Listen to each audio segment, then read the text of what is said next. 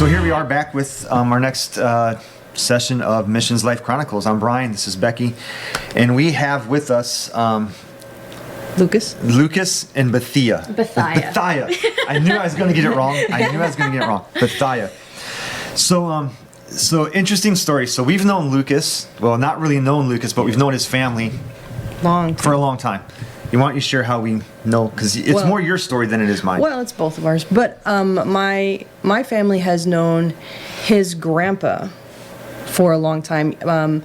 So, as we mentioned before, I grew up on the mission field, and he inspired my dad to go to Bible school and go into missions. And then our journey together, we've known his great-grandpa, we've known his grandpa, his parents. So, we've all been in missions, not at the same bases and things like that, but going to a lot of the same missions conferences together. And they've all had impacts on our lives in missions. And so here's another generation. It's awesome to see another. Fourth or fifth generation? I think I'm fourth generation. Fourth generation missionary. So how cool is that to see God just honoring that legacy? So introduce yourselves and tell us how you guys met. Yeah, so I'm Lucas Bunn. This is my wife, Bethia. We got married in November, and we met through a DTS in Louisville, Kentucky. It's random base out in the middle of nowhere. So what is a DTS? It's a discipleship training school, and so their goal is to bring young people, young adults, to them and train them and teach them about God and how to make God known is their common slogan logo. And so they are all about championing young people and giving them the Word of God and making it their own and giving them the experience needed to go out somewhere new and talk to new people and teach them about Jesus and we can save their lives. And so anyway, so we did that, and I chose the YWAM base because it is the only YWAM base in the entire world that has volleyball. Indoor, yeah. It's a very selfish reason, but God was like, I'm gonna use it anyway. Right. And so I told my sister, I was like, I'll only sign up for a YWAM DTS if there's one that plays volleyball. And so I looked, and on the YWAM website, that's the only one that they play indoor volleyball at least once a week. Yeah. Wow. That's funny. All right, I guess I'll sign up for it. That's a great story. Well, God uses all kinds of things. Yes. It's true. Exactly. It was a very selfish reason at the time, but he used it, and it was amazing. And her story is exactly the same.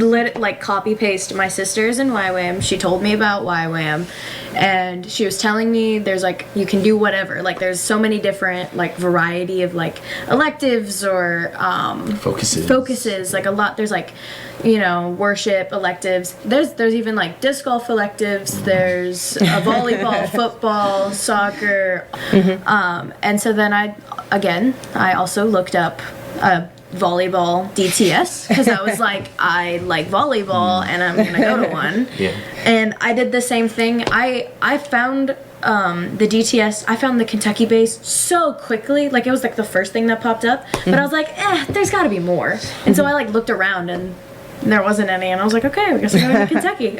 Wow. Yeah. So what you're saying is God will use the most random of things in our lives to bring us together. Yeah. Right. Yep. Volleyball. Yeah. Volleyball brought you together. That's funny. Wow. It's true. Jesus used it. Yeah. So where did you grow up? I grew up in Belize. Okay. So I was born and raised there. I'm not a missionary's kid. I grew up in a Mennonite family, or a Mennonite community, more than a Mennonite family. Yeah. And so then I was just born and raised there, and I feel like I don't even know how I got here. I genuinely blinked, and now I'm living in the States and married. I don't even know. But yeah, no, I grew up there for my entire life. I've done some traveling here and there. I used to always visit my sister wherever she was. But yeah, so she's been in YWAM for as long as I can remember, really. But yeah. So is she the one that kind of exposed you to missions and things like that? So do you have other people in your family that are in ministry or anything like that? I mean, what inspired her? Did she?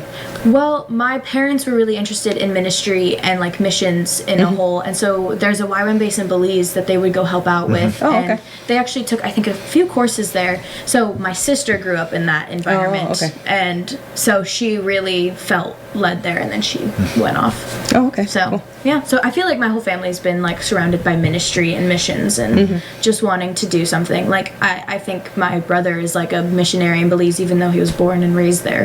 And so yeah. Yeah.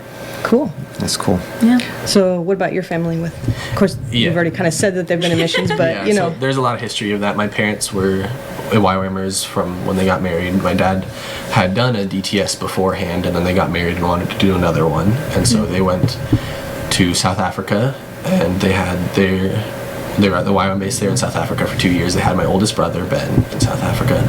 And then my dad has his pilot's license and AMP and all of that. And so he was called up by someone and was like, hey, well, you're with Mercier right now in South Africa, but we would love for you to go down to Brazil and start like Mercier in Brazil. And he was like, oh, that'd be super cool. Like, he would get to fly float planes on the Amazon River. Nice. Wow. And so he like flew down to Brazil and took my family there, and he started up Mercier Brazil in Porto Velho. It's middle of nowhere. Like, nearest major town is like 5 hours to get groceries and stuff like that. so it's really out in the middle of nowhere. Yeah. Were you on a mission base there? It was a YWAM base, and so there were other missionaries alongside of us, but that was about it. And so he had his hangar and then a path to the river with a like boat ramp or airplane ramp or whatever you want to call it, and he would fly the missionaries out to the villages and would sit in his float plane and wait there for 2 weeks or however long they need, and then fly them back. And that's what he did for the next 17 years. And so he had other pilots with him for some of those periods of time, but it was mostly him. And he had me and my 3 other siblings while we were down there, and then moved up to the States in 2009. Then they moved to Charlotte, where they are now with JARS, the missions in Charlotte, and he's training other pilots before they go overseas, and he's kind of giving them pre-missions checks and like, okay, you're approved to go overseas. Like, if there's a situation where you're out in the middle of nowhere and your plane's broken down, you can take a deep breath and fix it, or if something happens in the air, you can control yourself. And so that's what he does. And my mom works alongside of the pilots and their families and trains them and makes sure they're just ready to be in a new country and a new culture. And so there's a lot of YWAM history from that, and they're still technically YWAMers even though they're not with a YWAM base. But they, like, 2 of my siblings did DTSs, and my sister's currently with YWAM in Colorado Springs, and so she's kind of the one that pushed me to it, like I explained earlier. Like, I was working on a farm in California, and I wasn't really doing anything with my life. And so she was like, hey, do this. It's only 5 months of your life. I think it'll be great. And if you don't enjoy it, then move on and do something else. And I was like, okay. And then found the volleyball base, and here we are. Yeah. Man, that's so cool. So so do you remember much of like the mission base you guys were at before you came back to the States? In Brazil? Yeah. Yes, but this is like sad-ish, but I only remember the traumatizing parts. Oh, that's right. Yeah, Okay. like, not like, oh, like I was attacked, but it's like, Got hit in the head. yeah, my brother hit me in the head with machete because he was chopping bamboo and I sat behind him and he swung back and hit me straight in the head. Or like, we were having a sleepover for his birthday, and it was the middle of the night and I couldn't sleep because there were mosquitoes, so I walked home at like 2 in the morning. Oh my Yeah, I was like 3 years old. Wow. Like situations like that, like I'm being chased by a monkey in the woods, or like, Wait a minute, you were chased by a monkey? yeah. All right. You gotta tell that. You gotta tell that story. I was super young, so I only remember little parts. But to get to the school, we had to walk through a trail behind our house. Okay. And it's a trail we walked all the time, but it started getting later and darker. And so I'm walking through this trail as like a 4 or 5 year old, and like it's dark, and so I start hearing wrestling, and there's like something coming at me from behind me, and so I panic and just like start sprinting through this trail like top speed, which isn't that fast. And like all I remember is being chased the entire way and like screaming my lungs off, and like I'm like hyperventilating, I can't breathe, and I make it, and I guess like my parents had heard me or something because someone was like at the other end of the trail, and they like just like sat with me and calmed me down, and they're like, there's nothing behind you, but like something was chasing me. I don't know what it is. They're like, it was probably a monkey. But yeah, I was panicking. So you're the first person I've ever met that was chased by a monkey. Yeah. Well, I don't know. And I mean, in Thailand, they would grab Yeah, stuff from you, but Yeah. well, a possible monkey. no, Possible. you know what? We're going to call it a monkey. Yeah, Yeah. that's You what just It you was go told with me, that. and I went with it. Yes. Yeah, just go with it. Yep. You're 4 years old. Exactly. You go with Just it. go with it. So, wow, that's cool. So, what are you guys doing now? So, At the moment, like we're fundraising, but we're moving to Louisville, Kentucky, and we'll be joining their base to help with their DTSs and secondary schools and their mission adventures classes. And so, We're also working on a green card because I am not a U.S. citizen yet. So we're still working on that process. green card application, which is a Yeah. lot of legal work. yeah. So eventually, where do you guys feel called to? Go for it. Okay, well, we both feel called to South Africa. Obviously, we don't know how that looks, but pretty much, yeah, we were really praying about like what base we wanted to go to and like go to YWAM. This was when we were dating, so we were like, okay, we need to pray about this like separately. And so we looked over all of the options, which we had like the Kentucky base, we had a few other bases, Colorado Springs, Japan. his brother mentioned South Africa to us, so we were just like, okay, we're gonna pray about this separately. And so one of the mornings I was doing my quiet time, my like devotional, spending time with the Lord, and I was just sitting there and it was just on my mind. So I was like, all right, Lord, I'm just gonna give it to you, hands open, it's yours, your decision. I'm just here to serve you, and okay, I'm gonna journal now. So I started journaling, and what I wrote was, I'm going to South Africa. That was like the only thing that I wrote when I journaled that morning. And I was like, wow, okay, well, that's an eye-opener. And that's like pretty set Kinda in obvious. there. Do we know the timeline? Absolutely not. But anyway, you want to say your side of the story? Yeah, I was praying to God, and God told me, I'm going to tell you through someone else. And so there wasn't much more work I could do. I just had to sit and wait for someone to say something. And we were in intercessory prayer. We were praying for different countries. And one of the girls just starts praying. She starts praying for South Africa, and that God would send people there who are passionate about children and kids ministry and sports evangelism, which are the things that I love. I love working with kids, and I love sports. Wow. And then the next thing she says immediately after that is that I pray that God also sends people that there will be singing and dancing and worshiping, and that's her thing. Kind She's of what I do, a yeah. dancer, and her name means worshiper of God. Oh, wow. Yeah. That's And cool. in that moment, I like paused and asked God. I was like, God, is this from you? And he was like, yeah, this is for me. Like, this is for you. And so I got super excited, ran back to the classroom, and like was like telling everyone that like I'm going to South Africa. I was just sitting in the corner like, Yeah. yeah. I had completely forgotten that I wasn't supposed to mention anything. Yeah. We both got an answer. But then she just opened up her notebook to, I'm going to South Africa. And It would happen the exact same day too. Same day. So like, it was really cool. that was a really cool experience. That's really neat. That's really Yeah. cool.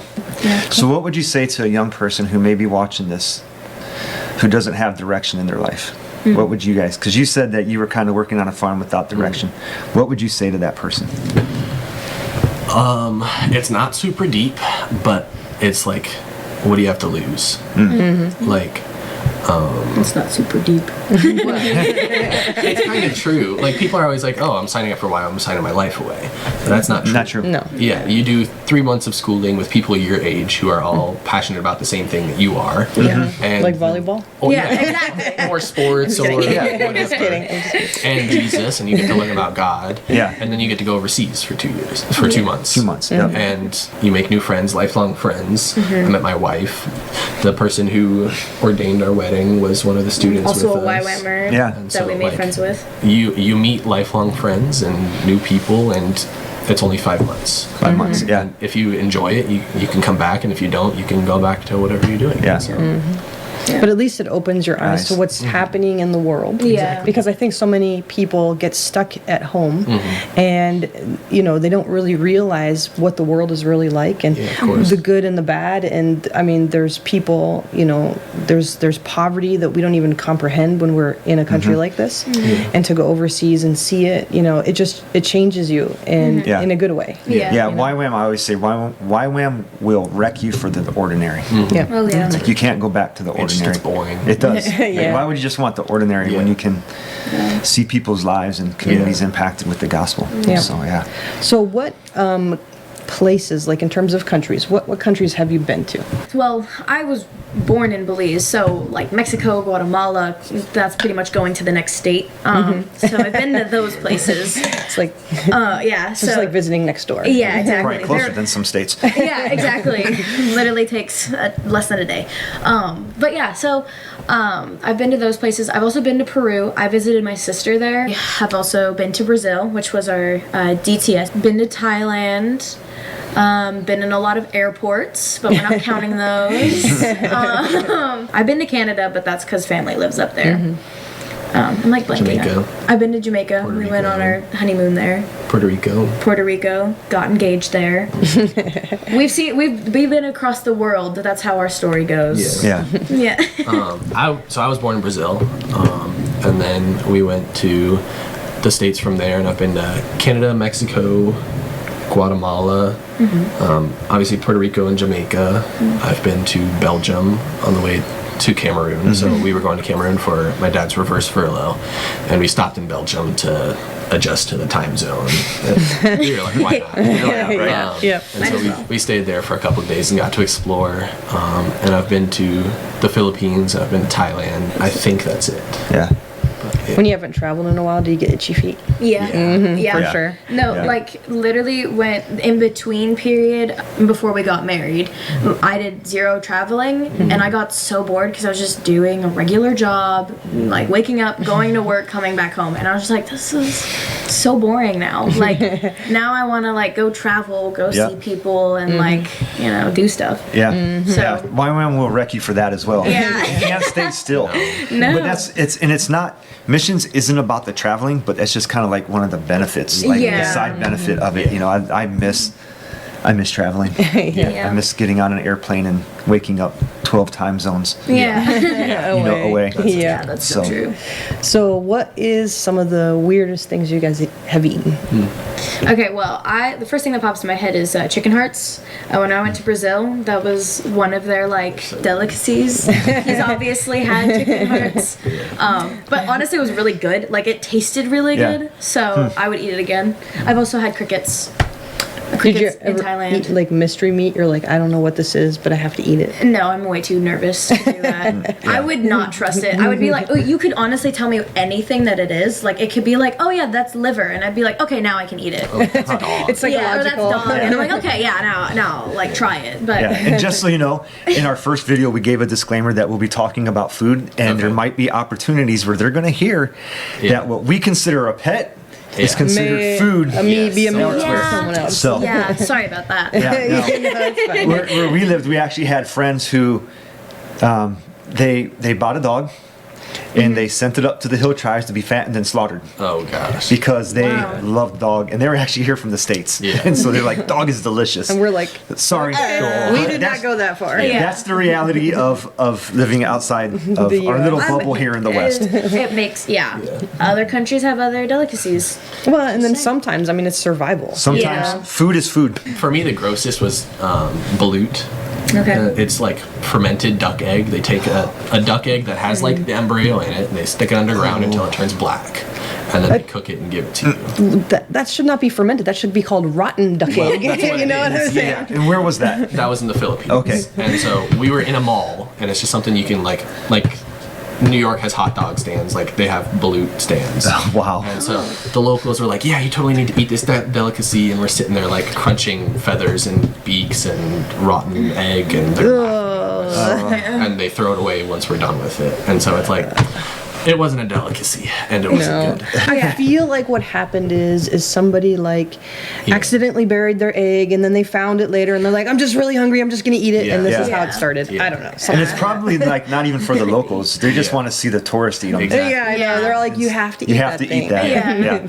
Yeah. It's true. I right? think sometimes they do that. When we first went to Southeast Asia, we did a bamboo raft trip. Like we rode an elephant and then we went on a bamboo raft. And the tour guide that was doing steering the bamboo raft stops steering it and picks up something out of the water, and he's like, oh, it's a coconut, you want the coconut? And we're like, It was not a coconut. it It was was elephant dung. a big round round Big elephant. round But it was elephant like dog. kind of fuzzy because of what the elephant had Yeah. eaten. And so at first you're like, oh no, wait, that Wait, is not that's coconut. not a coconut. And, And he just laughs and throws it, Throws back it in the away. river. Ew, what? That's Yeah. so. Oh, okay. That no foreigner or like if they see foreigners, if anybody sees foreigners, they're Yeah. just like you got to try the craziest thing. Yeah. yeah, exactly. Yeah, Brazil, when missionaries would come down, we would take rose petals and roll them up to look like a pepper. And then we would take actual peppers. And so we would go up to the missions team and be like, if you eat this pepper, I'll eat the pepper too. And they would eat the actual pepper, and we would just eat a rose pepper. Oh my goodness. They're sitting there no. dying. and we're like, this is nothing to us. And they're like, you guys are crazy. Yes. Wow. That's hilarious. Scamming the poor foreigners. Yeah, that's what it was. Yeah. So do you have a way of getting a hold of you guys? If someone out there was interested in hearing more about your ministry, look guys, they're trying to raise support. Yeah. And we want to get behind young people who have a passion to see God taken to the nations, to see God known amongst the nations. And so be praying for these guys.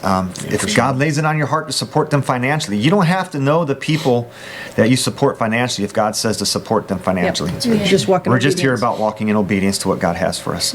So do they have a way that they can get a hold of you guys? Yeah, the easiest way would probably be just our email. Okay, which is you'll see just- that right here. Yeah. Yep. It should say Lucas Bethia Bunn at gmail.com. And that's if you want to get in contact with us and know more. But if you just want to donate and you don't feel like you need to contact, you can just go to ywamlouisville.org. Yep. Right there. There'll be a donate button to that as well. But yeah, please do contact us. Like, we would love to know who you are and Yeah. share our newsletters. And encourage them. Be praying for them and encourage them. Yes, You know, please. we always hear about missionaries and like all these things that they're doing, and they go into report mode. We know because we did that before. But sometimes being on the missions field is tough. Yeah. You know, you feel alone. You feel alone. You're like, okay, God, you know, we have these bills coming due, and you know, some people didn't drop their support checks in the mail, Yeah, and for sure. Yeah. things are a little slim. But God always provides. Yeah. And so, if you get a word of encouragement, send it to them. Yes. Yeah, absolutely. And please, even if you're not going to give, please sign up for our Yeah. email. Like, We would love sharing our newsletters. We're happy to Yeah. either mail them or email. Yeah, God is moving. Yeah. And we want to be a part of what God is doing. So, anyways. All right. Well, thanks for coming on, and look forward to seeing you guys in South Africa. Yeah. Yeah. Enjoy mission. Live the mission. Live the mission.